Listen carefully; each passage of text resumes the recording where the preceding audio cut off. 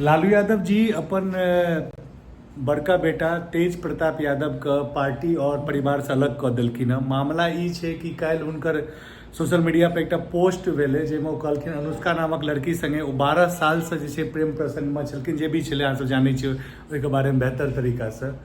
सवाल ई छै यदि 12 साल से ओ अनुष्का संगे छलखिन तऽ एकटा लड़की से हुनकर शादी भेल छै जकर नाम शायद ऐश्वर्या छलै, जहाँ तक हम सही छियै। वो रिसेंट घटना है तो वो लड़की के जिंदगी बर्बाद करे का उनका के अधिकार देने चले। तो बहुत मतलब अजीब टाइप का ई मतलब सोशल मीडिया बहुत फन वे में सब शेयर कर रहल छै, ठीक छै। हमहूँ सब किछु ने किछु फन में लिख दै छियै, कमेंट कऽ दै छियै, लेकिन सोचियो एकटा लेडीज के एकटा लड़की के तो जिंदगी बर्बाद भेलै। खैर ओ सब हटबैत तेज प्रताप यादव पर जे छै लालू यादव के बहुत कड़ा डिसीजन एलै है।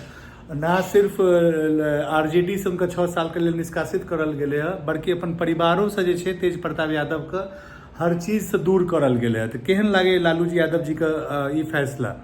एक तरीका से देखल जाए तो मतलब एकटा पिता का ये स्ट्रिक्ट एक्शन जे छै, आ ऊपर से बिहार में इलेक्शन छै और कई तरीका की गतिविधि जेते पता नहीं, लेकिन कतो नहीं कतो तेज प्रताप यादव जे मतलब कि जोश जोश में बहुत चीज कऽ दै छथिन, कनी कंट्रोल करबाक चाहिए। और हमरो अहाँ के सोचबाक चाहिए जे मतलब हम अहाँ जोश जोश में बहुत एहन चीज करै छियै जेकर कोनो मतलब नहीं बनै छै, बाद में सिर्फ पछताइ छै। काल्हि का डिसीजन के बाद हमरा लागैए तेज प्रताप यादव सेहो पछता रहल हेथिन।